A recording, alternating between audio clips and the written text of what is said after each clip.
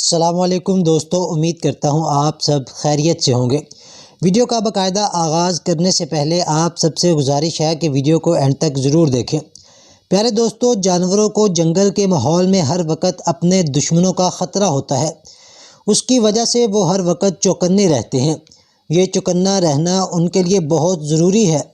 اس کی وجہ سے ان کی فطری صلاحیتیں ابھرتی ہیں کہ ان کی شخصیت ختم ہونے نہیں پاتی۔ یہی وجہ ہے کہ جانوروں کو پالنے کے لیے جو بڑے بڑے پارک بنتے ہیں ان میں مصنوعی طور پر ان کے لیے خطرے کا اہتمام کیا جاتا ہے۔ مثلاً خرگوش کے پارک میں بلی ڈال دی جاتی ہے، یا ہرن کے پارک میں ایک شیر یا ایک بھیڑیا ڈال دیا جاتا ہے۔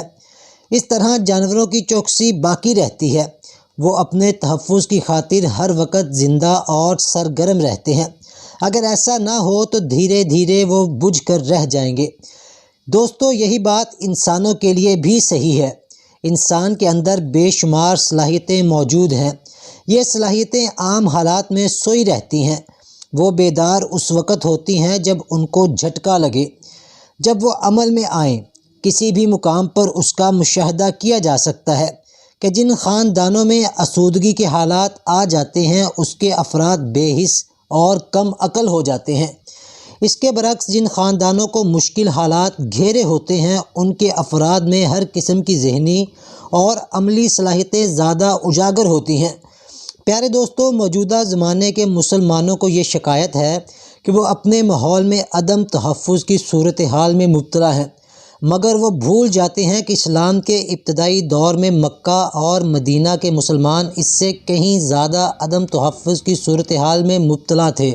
اگر عدم تحفظ کوئی برائی ہوتی تو یقیناً اللہ کے رسول صلی اللہ علیہ وسلم اور ان کے اصحاب کہیں زیادہ اس کے مستحق تھے کہ اللہ انہیں اس برائی سے دور رکھے، مگر اللہ نے ایسا نہیں کیا، بلکہ ان کو مسلسل عدم تحفظ کی صورتحال میں رکھا۔